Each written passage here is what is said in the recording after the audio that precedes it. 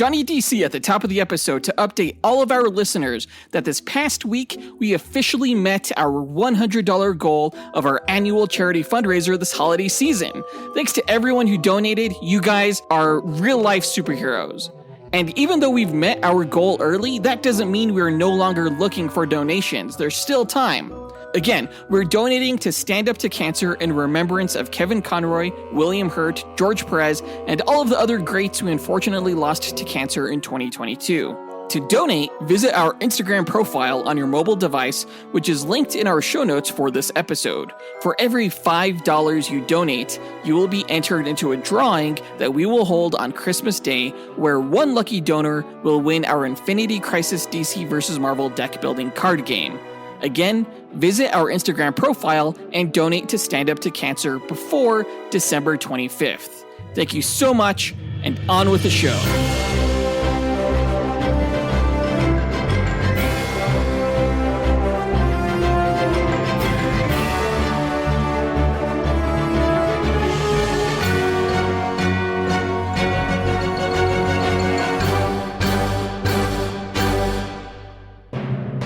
Hi, welcome to the Dynamic Duel podcast, a weekly show where we review superhero films and debate the superiority between Marvel and DC by comparing their characters in stat-based battle simulations. I'm Johnny DC. And I'm his twin brother, Marvelous Joe. And this is like a month of duels, December, because we are doing another duel episode, this time pitting Captain Cold, the Flash villain, against Pyro, the X-Men villain. Yeah, it's another elemental battle in the same vein of our Killer Frost versus Human Torch matchup. Yeah, or our Green Lantern versus Iceman duel. Right, yeah, fire versus ice. Except this time it's a little different because these guys don't actually create fire or ice. Right, yeah, they just have like equipment that shoots it out, and then they can manipulate it to various extents. Who's gonna win? No idea. We're gonna find out later on in this show, though. Before that, we're gonna break down the comic book movie news from the past week, of which there was just one major news item. Wonder Woman 3 is no longer in development and has lost its director, Patti Jenkins. As always, we list our segment times in our episode description, so feel free to check out the show notes if you want to skip ahead to a particular topic. Again, guys, don't forget that we're hosting our annual charity fundraiser this holiday season where we're donating to Stand Up to Cancer through our Instagram profile. You do have to have an Instagram profile in order to donate, so be sure to sign up if you're not. Visit us and follow us on that platform and donate. We reached our $100 goal, but that was basically a minimum goal that we had set. We're going to try to see how much we and our listeners can support this noble cause. Yeah, thanks to everyone who is able to donate. If you're interested in supporting this show but not able to join our Patreon, then please stop by our website, dynamicduel.com, and subscribe to our weekly newsletter, where we keep you informed on all things going on with the show, and you get free access to the visual data of the results from our latest duel episode when you sign up. That'll be this episode, Captain Cold versus Pyro. If you want to see all of the charts and graphs that show how the final winner was decided, sign up for our newsletter and confirm your email address. And again, to do that, visit dynamicduel.com. But with that out of the way, quick to the No Prize. A No Prize is an award Marvel used to give out up until the 90s to fans. Our version, the Dynamic Duel No Prize, is a digital award we post on Instagram for the person that we feel gave the best answer to our question of the week. Last week's question was, what has been your favorite Marvel or DC film poster that has come out and why? We actually got a lot more answers for this than I thought we would, and they were all amazing. It was nearly impossible to pick a No Prize winner, but we did, as well as our honorable mention, so let's go ahead and run through them. Our first honorable mention goes to Scotty Macho, who said, my favorite DC film poster would have to be Batman versus Superman. It's a later poster of Batman facing off Superman, and their symbols merged together in a big red in the background. Poster feels like a UFC fight announcement, and for some this was the first time they got to see Ben Affleck in Batman form. Definitely a great image. Yeah, I remember the first posters that came out for this film, like the teaser posters.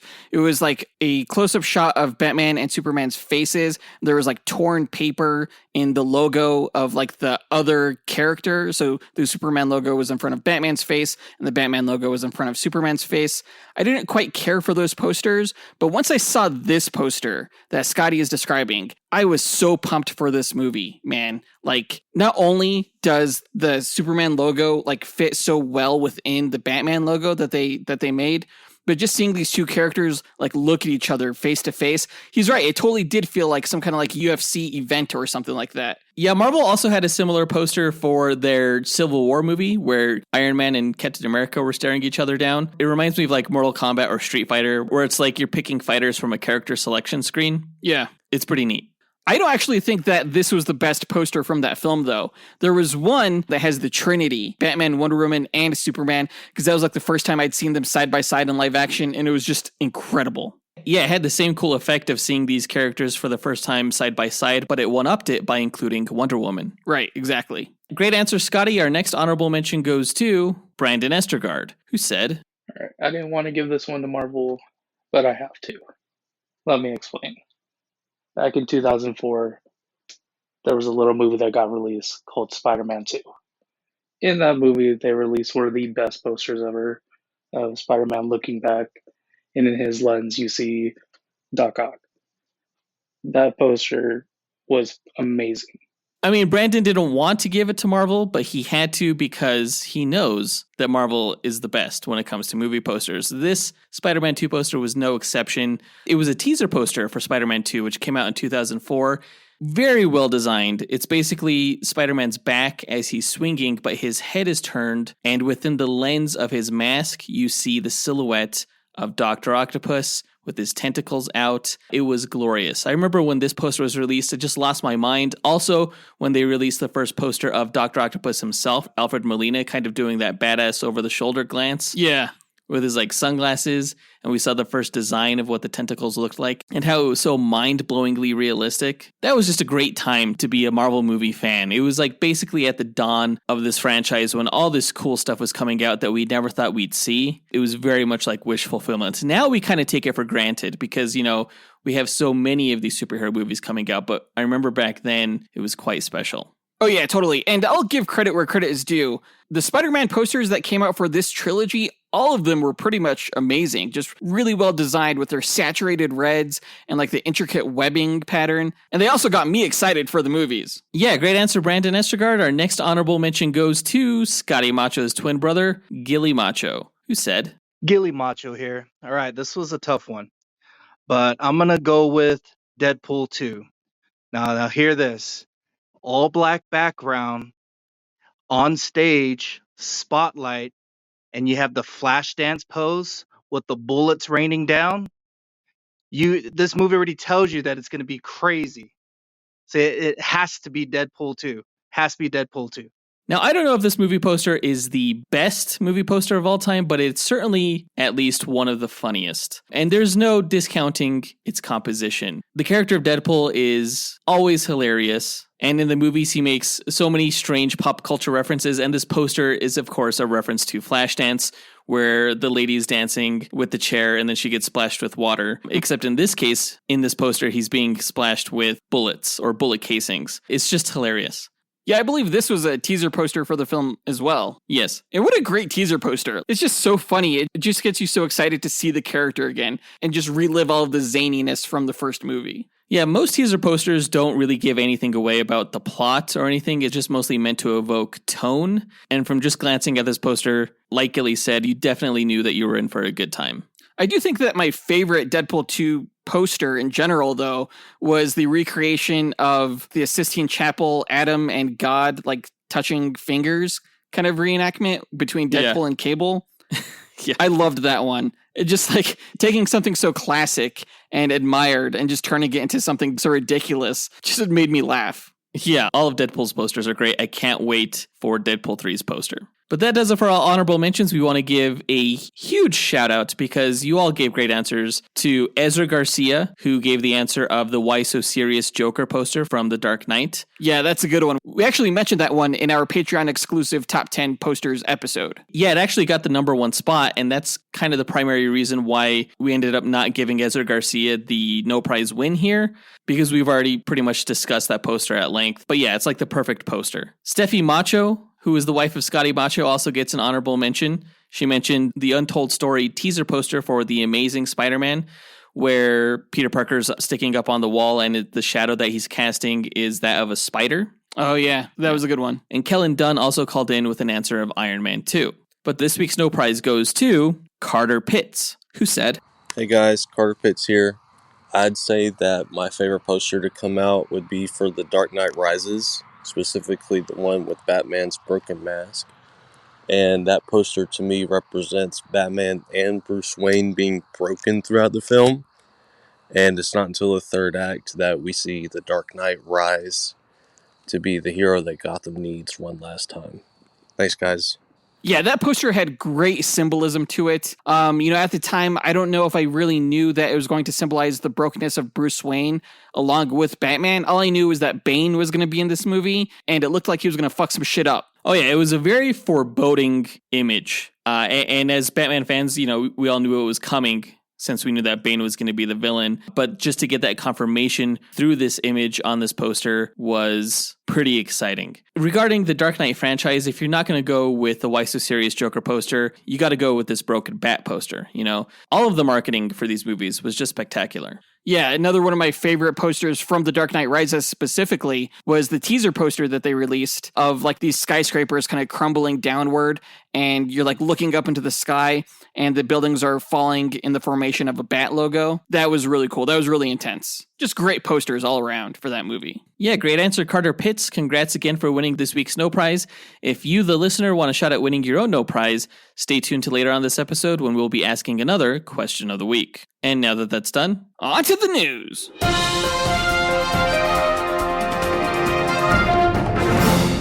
Okay, so last week I was just minding my own damn business when I see some news pop up in the Discord, which is typically how I get news nowadays. Like, one of our patrons will say, like, have you guys seen this news article? And I'm like, no, I totally haven't seen this. What is it? Freaking Wonder Woman 3 was canceled. And apparently, when this news was broken by The Hollywood Reporter, the news was that Patti Jenkins and Jeff Johns had submitted their script for the third Wonder Woman film. Of course, Patti Jenkins directed the first two films, and she helped write the second one as well. Of course, the second one was not really well received, and it looks like the third film was going to be a little bit more of the same, because the heads of Warner Brothers Pictures, Michael DeLuca and Pam Abdy, came back to her with a bunch of notes. We were also told that James Gunn and Peter Safran had seen the script and decided that it did not fit with their plan for DC going forward, which was really interesting. It sounded like from the get-go that they were essentially putting an end to the DCEU or the Snyderverse, whatever you want to call it. Because not only did they cancel Wonder Woman 3, but there were also rumors that they were cutting the cameo of Henry Cavill from The Flash and the cameo of Ben Affleck from Aquaman. And the internet was basically in an uproar, right? Yeah, because it seemed like everything was getting rebooted, and a lot of fans weren't happy with that, considering there's a lot of people that actually like the DCEU or the Snyderverse. Yeah, I think there's a lot of loyalty to the actors that Zack Snyder cast, specifically, like Gal Gadot, like Henry Cavill, like Ben Affleck and Jason Momoa. And I love all of those actors as well. But we learned later on that the initial story may not have been the full story. Essentially, it looks like Patti Jenkins received notes from Pam Abdy and Michael DeLuca and basically said, nope, I don't agree with you. You guys are wrong. I know Wonder Woman. You don't. Here's a Wikipedia entry for character arc and goodbye, Felicia. Which made her come across like a total diva. Which is unwarranted given how much Wonder Woman 1984 sucked. Apparently, she didn't want to hear any of Gunn's notes, and she basically walked away from the project. And because it turned out that Patti Jenkins left the project and that Warner Brothers was actually still keen on keeping Gal Gadot around, it felt like things weren't being completely rebooted after all. But nothing's really 100% clear yet. Yeah, no one really knows what's going on except for James Gunn and Peter Safran and the head of Warner Brothers Discovery, David Zaslav. This week, allegedly, James Gunn and Peter Safran are pitching their 10-year plan to Zaslav for approval. So they're going to rehash that, I guess, over the holidays, and hopefully we'll get our first inklings of what the plan is going forward early in the new year. It may be a reboot, it may not be. I think it's a full-on reboot, even though, we've been made to believe recently that the studio still wants to keep Gal Gadot. I think a lot of this has to do with the public perception of Warner Brothers executives right now. After the cancellation of Batgirl, so many fans were upset. And now with Wonder Woman 3, I saw so much hate online regarding the Warner Brothers executives, including James Gunn and Peter Safran, because they were like, oh, they're canceling another female-led superhero film. I think the behind-the-scenes news regarding Patti Jenkins was damage control for James Gunn, who, is no stranger to online Twitter controversy.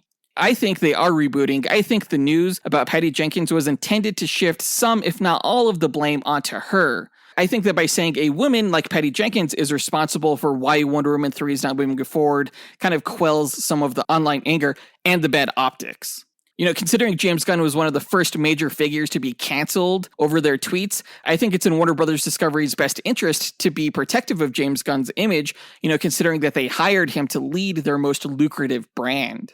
It's all a bunch of politics. It's like Warner Brothers Discovery is Game of Thrones now. But there's a reason for that, because no matter what James Gunn and Peter Safran's vision is for the future of DC, people are going to be upset if he chooses to reboot or if he chooses not to reboot. And he's basically said that online. He's gone to Twitter and said, we're not going to make everybody happy. And we knew that going into this when we took on this job, but the creative potential pros outweigh the negative fan backlash cons, as it were.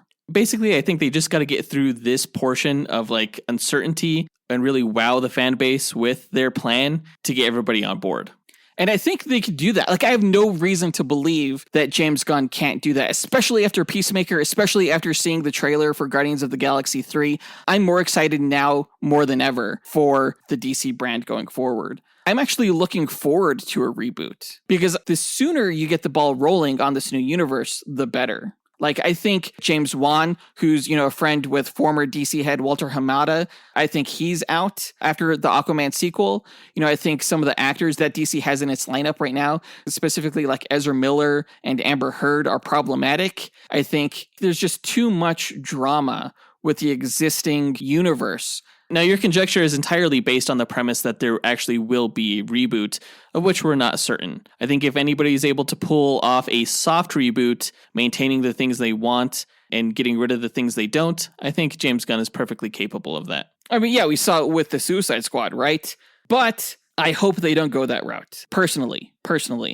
I think you just leave it all behind. You just burn it all to the ground. And from the ashes, the new DCU cinematic universe will arise. I think that's the least convoluted way to tell new stories going forward. Yeah, it's probably the best and most pragmatic approach, but I'm not sure how many fans would actually agree with you. There's a lot of people that hold the old guard close to their heart. Oh, the actors? People complaining about how they want a certain actor to stay, to me, are no different from people who said, don't recast T'Challa because they loved Chadwick Boseman. Actors are not the characters. And as much as I love Henry Cavill and Gal Gadot in their roles, I don't think they're the only actors that can play those roles well. Johnny DC coming in with the hot takes. Oh, shit. We got to get over it, people. It's okay to move on from actors. It's okay to move on with new universes. I promise we'll be fine if it happens. It's not like this universe is ending, just the one that Zack Snyder built. Let's move on from the DCEU and move into the DCU. And in that spirit, that brings us to our question of the week. Who would you cast as Wonder Woman if the role is rebooted? I know it's hard to think about, but we want your answers. Record your answer at dynamicduel.com by clicking on the red microphone button in the bottom right-hand corner, which will prompt you to leave us a voicemail. Your message could be up to 30 seconds long, and don't forget to leave your name in case we include you on the podcast. We'll pick our favorite answer and award that person a Dynamic Duel No Prize that we'll post to Instagram. Be sure to answer before December 14th. And that's a little bit earlier than our typical window because we're going to be recording our next episode a little bit early due to the upcoming holiday season. But that does it for the news from this episode. Now let's move on to the main event, where we find out who would win in a duel between the Rogue's leader, Captain Cold, and the Brotherhood of Evil Mutants member, Pyro.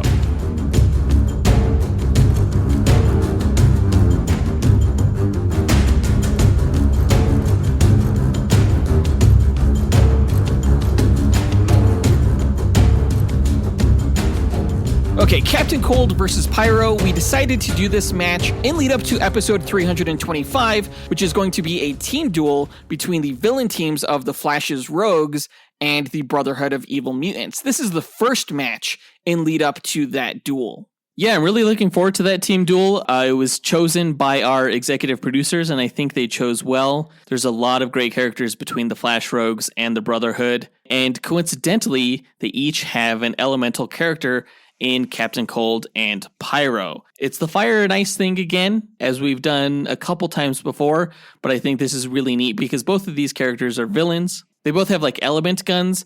I forget which executive producer came up with this match specifically, but right when it was mentioned, I got so pumped for it. There's actually a lot of Duel episodes I'm looking forward to coming up, but this one seemed timely right now considering it's the winter season, and Captain Cold is definitely a winter-esque character. Yeah, and Pyro's going to roast his chestnuts on an open fire. We'll see. If you've never listened to one of our Duel episodes before, the way we determine a winner between these two characters is by running 1,000 Monte Carlo simulations using their statistics. Now, Monte Carlo simulation is a probabilistic model used to determine outcomes through random sampling. And in our case, it randomizes statistics along a normal distribution, which is a bell curve, as a way to simulate the many variables that can occur during battle. The stat parameters we use are based on the official Marvel power grid, and we use that criteria to extrapolate the DC character's stats.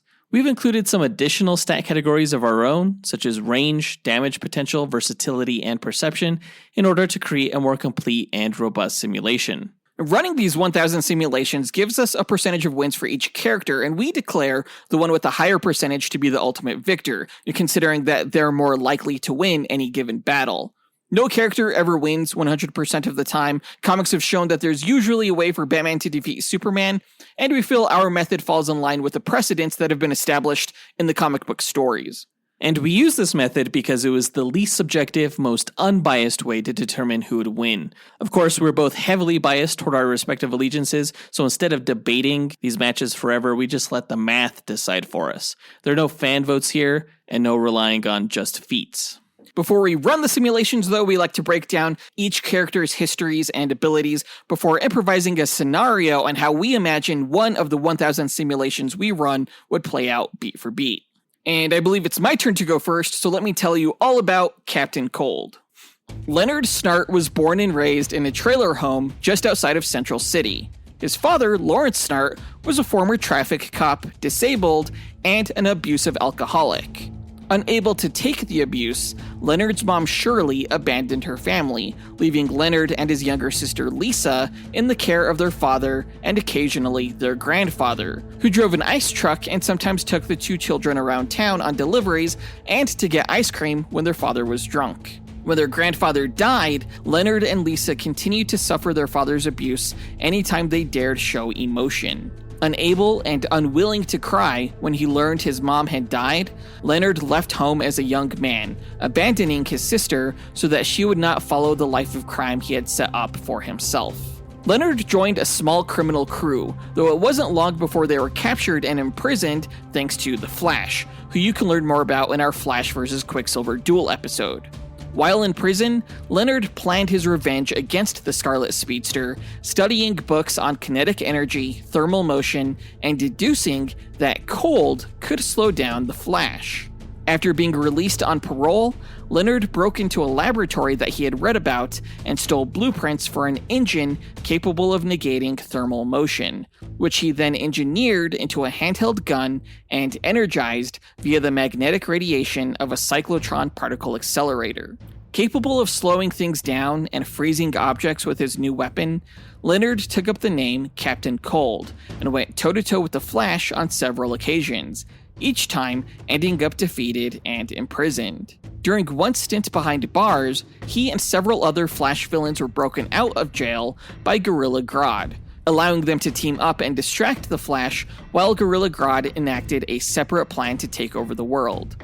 You can learn more about Gorilla Grodd in our Gorilla Grodd vs. Psylocke Duel episode. Grodd's plan failed, however, and Captain Cold and the other villains were imprisoned once again, though they formed a social faction known as the Rogues, and from then on rarely committed crimes alone. Inspired by her older brother, Lisa, Captain Cold's sister, eventually joined the Rogues alongside her brother, using her superior ice skating ability as the villain, the Golden Glider. When the Flash died during the Crisis on Infinite Earths event, Captain Cold, his sister, and several other rogues tried to turn over a new leaf, and traded their lives of crime for a bounty hunting business named Golden Snowball Recoveries. Sounds like they pissed in some snowballs. It's a horrible name, yeah. They even occasionally worked alongside the new Flash, Barry Allen's successor, Wally West, who you can learn more about in our Flash Wally West vs. Speedball episode. It wasn't long, however, before Captain Cold and the other rogues returned to a life of crime. At the request of the rogue Abracadabra, Captain Cold and the rogues traveled separately to random points in the United States with orders to blow that location up. Doing so created a pentagram and unleashed the demon Neuron, who banished Captain Cold's and the rogues' souls to hell. Though Wally West was later able to recover their souls, the ordeal caused Captain Cold to seemingly retire for several years after. His sister, Golden Glider, meanwhile, believing her brother to be dead, created replicas of Captain Cold's cold gun and gave them to several boyfriends, whom she convinced to turn to crime under the villain moniker Chillblaine. The third Chillblaine ended up using his cold gun to kill Golden Glider, and when Captain Cold found out about it, he brutally killed Chillblaine by freezing his skin and throwing him off of a building onto some icicle stalagmites below. After being framed by Mr. Element for a series of murders, Captain Cold was eventually driven back to a life of crime and became the leader of the recently reformed Rogues, for whom he set up a strict ethical code to avoid killing, drug use, and other vices. Under his leadership, the Rogues prospered, establishing a successful black market that operated under the Flash's nose. Having bonded with fellow rogue Heatwave, Captain Cold and his rogues made life tough for not just the Flash, but the Justice League as well. When fellow rogue member Captain Boomerang died and his son took over his mantle, Captain Cold took him under his wing, believing him to be the son of his late sister Lisa, though this was later revealed to not be the case. When Wally West seemingly lost his power and retired as the Flash after the Infinite Crisis event, a new Flash emerged, Bart Allen, who you can learn more about in our Impulse vs. Speed Duel episode. When Wally retired, so did Captain Cold and several of the Rogues, though they were reunited by Bart's evil clone, Inertia, who convinced the Rogues that they could help him build a machine capable of stopping time, allowing them to loot the world free of any obstacles or opposition, one final score. In reality, however, the machine sapped the Flash of his access to the Speed Force. Realizing he'd been duped, but feeling the need to act before the Flash could regain his speed powers, Captain Cold fired upon the defenseless hero along with the other rogues, regretfully killing him, especially after learning Bart was a new, young incarnation of the Flash. Remorseful over what they had done, Captain Cold and the rogues were sent to the prison planet of Salvation alongside numerous other villains. Captain Cold decided to team up with Lex Luthor, and with his help was able to teleport himself and his rogues back to Earth. Upon an invitation to join the Secret Society of Supervillains, Captain Cold rejected the invite for the rogues as he did not agree with the group's ethics. The Society formed a new team of rogues in order to force Captain Cold and his team to join, however, even going so far as to kidnap Captain Cold's father and hold him hostage. Captain Cold's rogues killed the new rogues, and though Captain Cold wanted to kill his father Lawrence after he insulted his mother, Captain Cold couldn't bring himself to do it. He had Heatwave do it for him instead. Afterward, Captain Cold turned his vengeance on Inertia, killing him for tricking the rogues, though this was what the Secret Society of Supervillains planned after all, as they had feared Barry Allen would return during the final crisis and needed the rogues at their most ruthless to prevent any interference to Darkseid's universal conquest on behalf of any speedsters. Barry's return shocked Captain Cold, though he still refused to join the Society of Supervillains. After the universe was saved, Captain Cold decided not to continue with his retirement as he didn't want to seem like a quitter to Barry Allen. During the Blackest Night event, Captain Cold was forced to fight his undead sister, Golden Glider, and also made the decision to kill the young Captain Boomerang after he found out that he was feeding women and children to his zombie father, the original Captain Boomerang. In the post-Flashpoint reboot of continuity, Captain Cold's origin remained largely the same, though his sister, who by that point was still not Golden Glider, contracted cancer as a young woman. When a surgery that could have cured her was botched as a result of the Flash setting off an EMP that cut Central City's power, Captain Cold swore to kill the Flash. In an effort to level up, Captain Cold, his sister, and other rogues underwent an experiment that merged their weapons with their DNA, transforming Captain Cold into a metahuman with cryokinesis. Though this later backfired on him, as his sister ended up taking over the team, as the members felt Captain Cold had forced their powers upon them. Captain Cold's power was later stripped from him by Deathstorm, the Earth-3 counterpart of Firestorm and a member of the Crime Syndicate who had taken over the Earth. Allying with Lex Luthor, Captain Cold helped defeat the Crime Syndicate and return Earth's heroes, for which he was granted a full pardon for his crimes and became a member of the Justice League. This didn't last long, however, and Captain Cold returned to leading the Rogues, later having them take over the Iron Heights prison after being captured. And powers-wise, Captain Cold wields a cold gun capable of emitting radiation that reduces thermal motion to absolute zero, or minus 460 degrees Fahrenheit. That's negative 273 degrees Celsius for everyone listening outside of America. Pretty damn cold. Often he uses the gun to freeze people or objects, though he could also freeze the moisture in the air. He could also project a cold field around him that slows things down, including bullets and heroes like the Flash. The radiation blasts emitted by his gun are blindingly bright, so he wears goggles inspired by the Inuit that reduce glare and also contain a radio receiver that allow him to monitor police communications. He also carries ice grenades capable of encasing an environment in ice, and the extreme cold emitted from his frozen environments have been known to create mirages, though that was more of a Silver Age thing. He's a brilliant leader and an above-average fighter. That's Captain Cold. What's his real name again? Leonard Snart? Yes. I just have to say that Marvel would never ever name a character after the thing that happens when you sneeze and fart at the same time. For that reason alone, Pyro is going to win this match because that is a fucking ridiculous name and I couldn't get over it. I barely listened to the rest of the bio because it's just so ridiculous. You just listen to the first line? Yeah. I'm wondering how his cold aura can slow bullets down enough to the point of him being able to dodge them, though. That's kind of weird. No, he doesn't dodge them. They just kind of like fall down because they lose their speed. It's reducing the movement of atoms because energy and heat are essentially atoms moving around really fast. Well, at absolute zero, you're negating all of that movement, so things tend to freeze. So fucking good luck with fire. Oh, Pyro has a means to counteract that. We'll go over that right now. What? Let me tell you all about his backstory. Quick caveat before I get into it, though. Now, Pyro's name in the X-Men movies was John, but his name in the comic books is actually Saint John, which is a pretty rare name. And for those who may not know, I actually learned this in View to a Kill, that James Bond movie. If your first name is Saint John, it's actually pronounced Sinjin. Sinjin? Sinjin, yep. So for people who may be confused that I'm not calling him John, I'm calling him by his real name, Saint John, aka Sinjin. Now, Sinjin Allardyce was born in Sydney, Australia, where he grew up. As a teen, Sinjin's mutant ability to control flame first manifested, but he kept his powers largely a secret as he couldn't find a way to use them practically for profit or personal use. Instead, he became a journalist for an Australian wire service, traveling the Indonesian archipelago covering news stories. As his writing skills developed, he started writing novels, including gothic romance novels, for which he gained a sizable fan following, if not critical acclaim.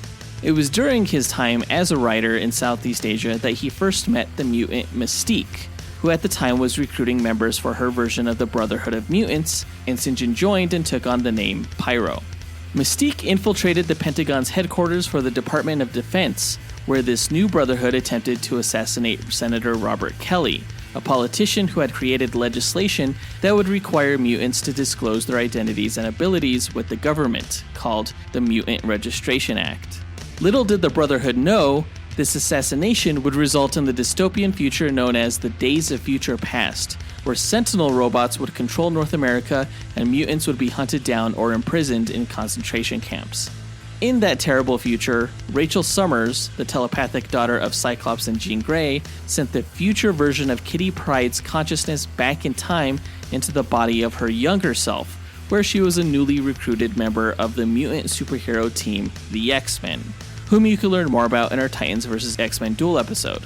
Kitty Pryde was able to warn the X-Men of the Brotherhood's plot, and together, they were able to prevent Sinjin and his teammates from assassinating Senator Kelly, preventing that horrible timeline. He and the Brotherhood were sent to Riker's prison for the assassination attempt, though they were broken out by Mystique and went on to battle the Avengers, where Sinjin took on Wonder Man, Spider-Woman, and the Scarlet Witch. Though the Brotherhood lost and were all sent to prison again, Mystique leveraged her influence through her undercover government position to convince the U.S. Commission on Superhuman Activities to pardon the Brotherhood members and use them instead as federal agents. Pyro was released from prison, and he and his fellow teammates were rebranded into the government-sponsored group called Freedom Force. Oh, is that like Task Force X? No, It sounds a lot like it. their first mission was to capture Magneto, who then surrendered to stand trial.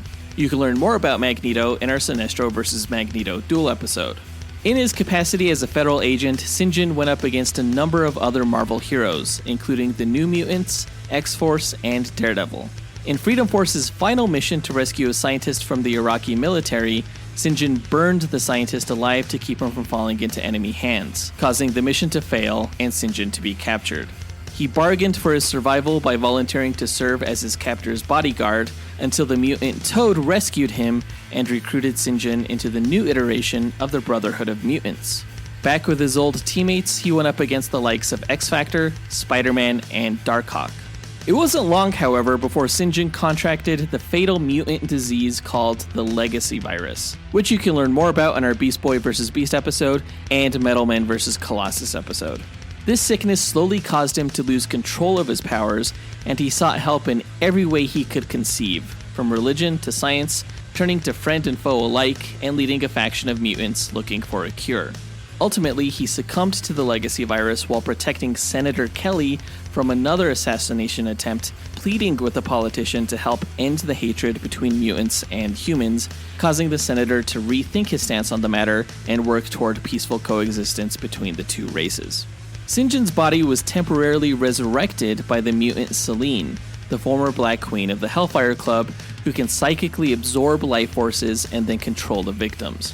She commanded an army of former X-Men villains and allies, but was eventually defeated, causing Sinjin and the rest of the resurrected army to return to their deceased state.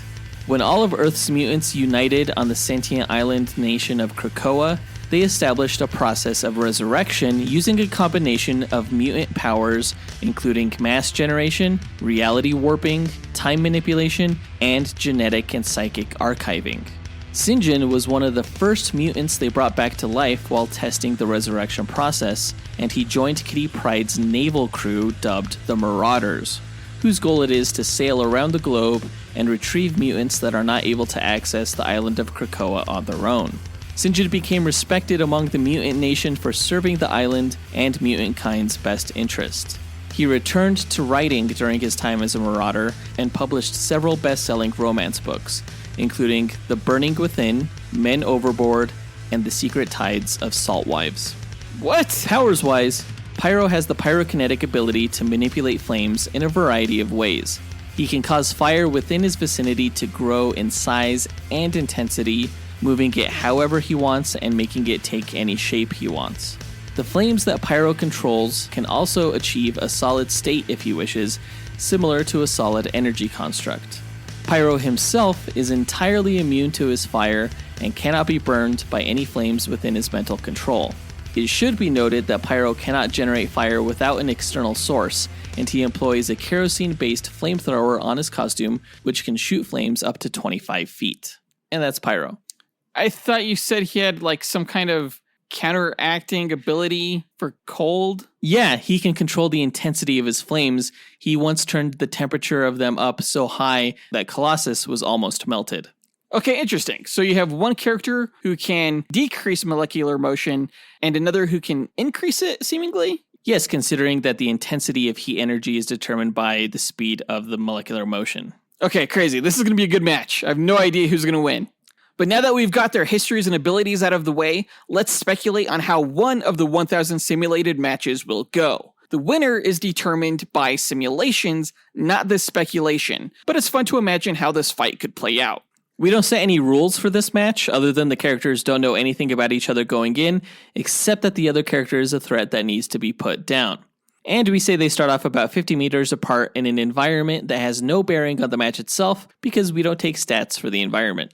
Plus, certain characters have advantages in some environments over others, and we want to see these characters win on their own merit. So let's get into it. Captain Cold and Pyro meet on the battlefield. Who goes first? You've gone first like a few times already, so I'm going to say that Pyro is going to start this one off. Okay. By blasting out this stream of fire from his flamethrowers, and it's going to grow into this giant fireball as it's hurling toward Captain Cold. The fireball is actually going to transform into this fiery lion's head that, as it reaches him, just swallows Captain Cold whole and engulfs him in flames, burning him alive. That's pretty cool. That's a cool move. But I'm going to say that as this fiery lion head is coming at Cold, he's just going to, spray it with his cold gun, and that's just going to cause it to dissipate. Like there's a bunch of steam, and then he's going to quickly adjust the settings on his gun and fire like a volley of small icicles at Pyro that just like stab him in his arms and chest. No, because at the last second, the icicles all of a sudden stick into this fiery dartboard that Pyro created as a shield, which causes the icicles to just immediately melt. And then Pyro's gonna like swing the dartboard around him while spinning it, and then all of a sudden it turns into this like fiery tornado that he whips right at Captain Cold. And he's gonna create several of these. There's gonna be like 5 other whirling tornadoes that just zigzag toward Cold and surround him and turn him into a pile of ash. Okay, but as these fire tornadoes are closing in, like Captain Cold, he's gonna generate this really thick ice igloo that protects him, okay? So these fire tornadoes are like bouncing off of it, and as that happens, the outer layer of the igloo is going to melt into water, and that's just going to get picked up by the tornadoes, and then they're just going to like spray this water everywhere and just douse themselves. And while that's happening, Captain Cold is going to freeze the ground inside of the igloo, and it's going to send this freeze trail outside of the like tiny igloo door that slides straight toward Pyro. And once it reaches his feet, it like travels up Pyro's body, encasing him in a block of ice. Okay, I had a feeling that you were going to do that. And if Pyro's battle with Iceman has taught me anything, Pyro can still control fire while he's frozen but still alive. So like before one of the fire tornadoes completely extinguishes, Pyro, while in the ice, is going to summon the flames toward him, melting the ice that's encasing him and getting free. Whatever, dude. If the Captain Cold matches against Heatwave have taught me anything, it's that ice trumps fire. And Captain Cold is going to prove it, because once those flames have thawed Pyro, like, surprise, Captain Cold uses the frozen ground that he made to slide quickly over to Pyro, and he's going to pistol whip him in the head with all of that momentum, just knocking him out. That was a pretty good move. All right. So Pyro's on the ground. He's on his ass. He's dazed. And, Pyro's not much of a hand-to-hand combatant, but that doesn't mean he can't create something to fight for him. So from the ground is going to rise this large fire troll, with like the horns and the chains and everything. And the troll has this giant fire mace that he swings, and it's just going to bash Captain Cold across his body, knocking him to the ground. And then the fire troll is just going to keep pummeling the shit out of Captain Cold with blows that not only smash him, they smash and burn. That's pretty crazy. But like, this isn't a real fire troll, right? It's like, it's controlled by Pyro, and it's dependent on his senses, okay? So right. As the fire troll is about to deal his blows, Captain Cold, he's gonna fire a blinding burst from his gun, blinding Pyro and causing the troll to just like narrowly miss aim his swing as Captain Cold rolls out of the way. Okay, that's fine. Pyro's slightly blinded, but Captain Cold's not the only one that could pull that trick, because all of a sudden, the fire troll is just going to erupt in this white hot flash that's going to blind Captain Cold, too. I've seen Pyro blind people.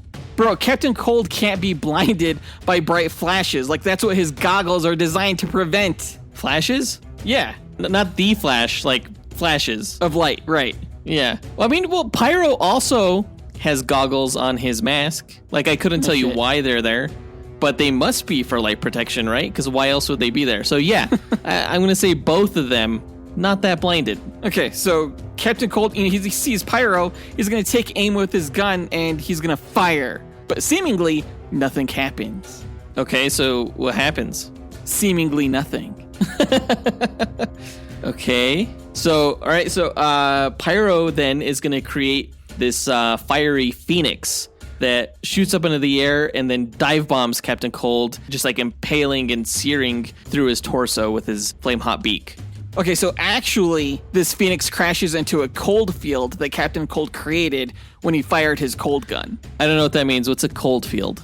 It's this area of absolute zero where molecular motion freezes. So like when someone like the Flash enters it, it slows him down enough for like Captain Cold to see and interact with him. But like when other things move into it, like people, they freeze instantly. So this Phoenix freezes upon contact with it, like how Iceman froze Pyro's fireball in the first X-Men movie, and the giant Firebird falls to the ground and just shatters. That was bullshit, though, from the first X-Men movie. Like, you can't freeze fire into a solid like that because it's made out of energy, right? Either way, like, this Phoenix Firebird is incredibly hot. Like, maybe not hot enough to enter the cold field, but Pyro could just make it so that it flaps its wings to increase the temperature around Captain Cold and of the cold field, and the bird's just going to keep flapping until the area around the captain is so hot that his gun melts and his clothes burst into flame and his blood boils and he's done. Match over. No, but Captain Cold, he's just going to counteract that by generating more cold. Okay, and Pyro's going to counteract that by generating more heat. Like, absolute zero is like, I think you said, like, negative 400 degrees Fahrenheit. Yeah. Well, think about how much hotter than 400 degrees positive Fahrenheit that things can get, you know? Captain Cold's gun is going to overload or overheat or something, like break down. But that's not going to happen to Pyro's Phoenix construct. I don't think that's going to happen because, like, even if things get too hot, like, as Captain Cold is maintaining his cold field with his gun in one hand, you know, with his other, he's going to grab an ice grenade and just, like, unpin it and hurl it right at Pyro's head, okay? And that's going to, like, freeze his head and his brain, his whole body, like, in a block of ice. So, like, he can't even think well enough to control his fire constructs anymore, all right? He's just going to tip over and, like, land and shatter like glass. So yeah, this match is done, and Captain Cold won. I guess that could have happened if Captain Cold's brain wasn't already too boiled to think. Okay, you just take what I say, and then turn it around. Okay. Yeah, I take what you say, change the word cold to heat, and then we're good. So we could leave the match there. Either Pyro gets completely frozen from the inside out with an ice grenade, or Captain Cold boils to death, essentially. We'll find out which of these two scenarios happens when we enter the stats into our simulation runner, run the simulations, and come back with a winner. This was a little bit more of a stalemate than I would have thought. I mean, I figured like it would be really close, but it seems like both characters have enough tricks up their sleeves to counteract the other's tricks up their sleeves. Yeah, it's always hard with elemental characters because cold enough temperatures stop fire and hot enough temperatures stop ice. You know, it's just too equal, basically. And so were the stats. We said that they were equal in terms of speed, evasiveness, durability, strength, versatility, perception, a lot of stuff. Where Captain Cold came out on top was intellect and fighting ability, but just barely. You know, it's not like Captain Cold has like a college education or anything like that, but he did study enough in prison to learn how to engineer his own cold gun. And, you know, when it comes to leading his team of rogues, he's also shown himself to be a very strategic and intelligent thinker there. Yeah, and Pyro came out ahead on things like range and damage potential just because the nature of his powers is just more explosive. You know, it's really easy for him to do something like topple a building within the span of a few seconds. Yeah, and he could continuously grow his fire. Nothing spreads quite as fast or wild as fire. So Pyro barely got the edge in range. So taking all of this into account, Joseph, who do you think won the match? I think fire could be ice. Now, if this was an Iceman versus Fire episode, though, I would be saying the exact opposite. Yeah, fire, she's pretty hot. Instagram agrees with me, at least the people who took our poll included in the stories that we post whenever we do a Duel episode. 56% of the poll takers voted in favor of Pyro taking this. I was actually watching that poll for a while, and there was one point where Pyro was like in the 80s, and I was like, oh no.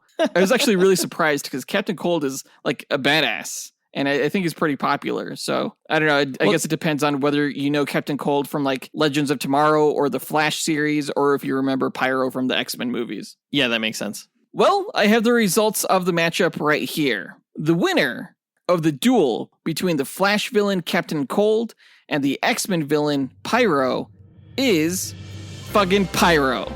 Oh, you're speechless. Okay. Oh, I don't even know how to react. It's been a while since I've won. But what I meant to say is, damn straight, he barely won though. Like barely. This was a really, really close match.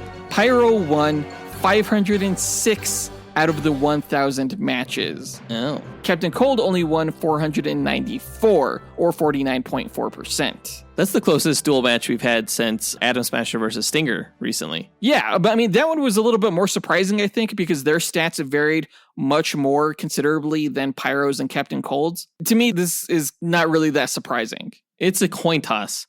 They're both guys with like gun devices that shoot out elements of varying extreme temperatures. Any other day, Captain Cold could have easily gotten the lead on this, just not today, apparently. Not today, not tomorrow, not any day. I don't know about that. I could run it again tomorrow. We'll see.